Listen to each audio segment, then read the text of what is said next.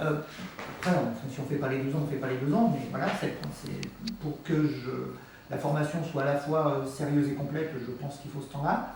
La première année, on fait les briques, la deuxième année, on construit le mur. C'est-à-dire que la première année, on travaille des compétences particulières, qui sont donc, vous avez vu, l'improvisation, l'exploration des personnages, diverses techniques, que ce soit donc le mime, la commedia dell'arte, la façon de travailler son phrasé, le fait de dire un texte, que ce soit lu ou su par cœur devant un public, en matière de texte poétique, sketch, fable, etc. Donc ça, c'est le bagage qu'on construit en première année, qu'on essaye de valider avec donc 2 passages en public, un pour l'improvisation et un pour le travail des textes. Après, je rentrerai plus dans les détails. Et bon, du coup, la deuxième année qui s'ensuit, en fait, c'est un travail donc de scène, de théâtre classique et moderne. Travail de scène, pas travail de pièce, il ne s'agit pas de monter une pièce, hein, là. Dans la mesure où, moi, ce que j'ambitionne, c'est de vous faire travailler ce qui, pour moi, vous manque au niveau technique, et donc vous n'avez pas tous et toutes les mêmes besoins. Donc j'essaye d'individualiser le plus possible en fonction de ce que voilà. D'ici là, je connais très bien les gens qui seront là, et donc j'arriverai plus facilement à cibler quels sont les besoins. Pour la première année, donc pour le travail sur l'improvisation nous sert. Alors, on n'est pas du tout dans une ambiance match d'impro, mais pas du tout. L'improvisation, moi je vois ça comme moyen d'explorer beaucoup de personnages sans apprendre de texte.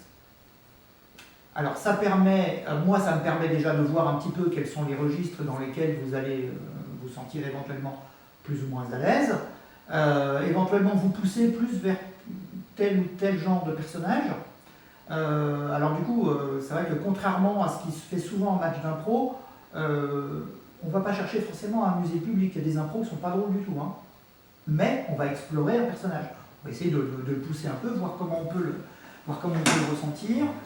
Ça va peut-être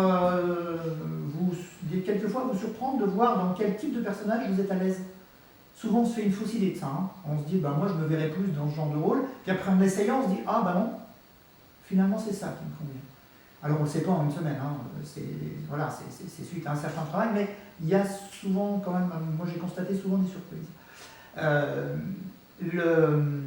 Donc en impro on fait ça, moi je prévois ça sur un bon trimestre on va dire. Après je ne peux pas le mettre exactement, ça va dépendre de vous, hein, donc voilà. Le passage en public, parce que pour un premier passage en public, enfin ça ne vous concerne pas, c'est pas le premier, mais le premier passage en public, quand on dit ça va être de l'impro, en général ça jette un froid, parce que voilà. Et puis le deuxième passage en public, on se dit il y a un texte et ça jette aussi un froid. Il faudrait savoir. Soit le texte nous rassure, soit il nous met mal à l'aise, mais bon, ça ne peut pas être les deux. Alors, le passage en public en improvisation, on s'arrange pour que ce soit relativement sans risque. C'est-à-dire que quand on a travaillé un trimestre en improvisation, je sais très bien où je peux vous faire aller et où je ne peux pas. Chaque fois que alors du coup, c'est le déroulement de cette soirée-là, c'est assez sympa pour le public parce que moi je suis assis dans les premiers rangs et je dis un sujet pour 3 personnes et il faut qu'il y en ait 3 d'entre vous qui aient sur scène sans connaître le sujet. Et après je dis le sujet. Alors l'astuce derrière ça, c'est que selon les gens qui vont monter sur scène, je vais mettre un sujet qui leur va. Mais ça le public ne le sait pas. D'accord ? C'est en ça que je dis que c'est plutôt sans risque. Parce qu'évidemment, en public, pour moi, les risques qui se prennent en répétition, ils ne se prennent pas en public. En public, on vient chercher une sorte quelque part, de validation de la qualité de ce qu'on fait, mais moi, je considère que le public ne vous juge pas. Le public, il vient passer une bonne soirée. Et vous venez vérifier qu'en impro, ça va. Voilà. Donc je ne vous fais pas prendre de risques en impro et en public. Tous les sujets que vous allez avoir ce soir-là, vous les aurez déjà travaillés. Donc on les aura joués, on en aura parlé, parce que l'impro ça se débriefe. Et donc, vous n'irez pas dans le vide à chaque fois. À la limite, vous aurez presque déjà un semblant de trame et vous arriverez à vous en sortir comme ça. Ça se passe toujours très bien. Et puis bon, donc le deuxième passage en public qui se fait en fin d'année, lui c'est sur des textes que vous avez travaillés et on n'envoie sur scène que des trucs qui sont au point. D'ici là, entre on va dire janvier et mai, vous aurez travaillé normalement plusieurs textes, vous n'allez pas tous les présenter. Sauf si vous pensez qu'ils sont tous prêts. Bon, ouais, mais on fait le programme de la soirée. Après, on montre ce qui est au niveau de ce qu'on peut montrer au public.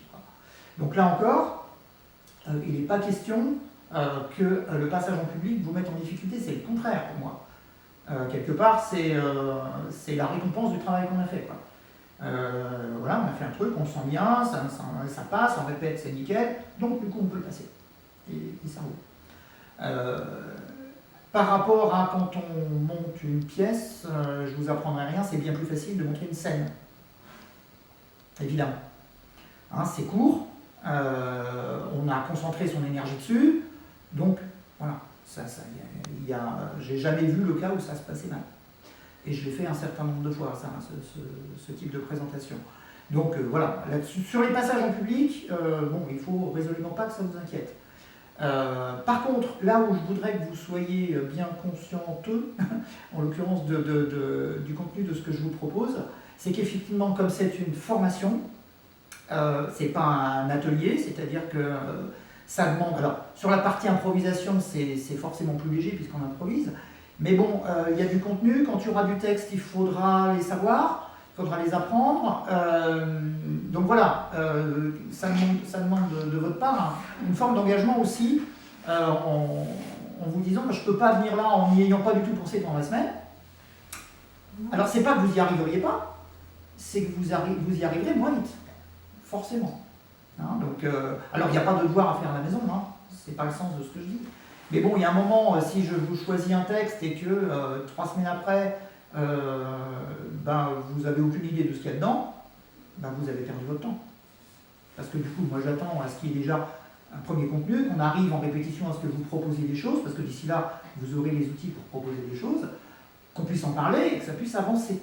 D'accord ? Le but, c'est que, justement, en fin d'année, vous ayez un savoir-faire sur lequel vous puissiez vous appuyer. Voilà.